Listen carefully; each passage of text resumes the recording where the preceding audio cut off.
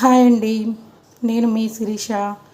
చూసారా, నేను కొబ్బరి నూనె తయారు చేసుకోవడానికి కొబ్బరి చిన్న చిన్న ముక్కలుగా చేసుకొని మిక్సీ పట్టేసుకున్నానండి.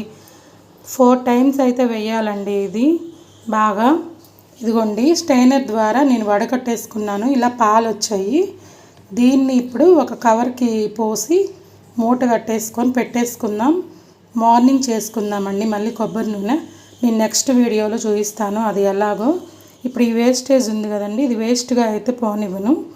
దీన్ని మళ్ళీ ఎండబెట్టేసి చెట్లకు వేస్తే చాలా మంచిదండి. చెట్లు బాగా ఎదుగుదల బాగుంటాయి.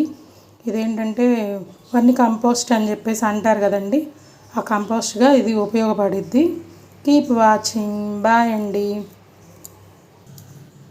చూసారు కదా, ఇలా కవర్లో పోసేసి నైట్ అంతా పెట్టేసుకోవాలండి. అదంతా పైకి వచ్చేసిద్ది. ఆ ప్రాసెస్ ఏంటనేది మళ్ళీ రేపు మార్నింగ్ చూపిస్తానండి. అంతవరకు బాయ్.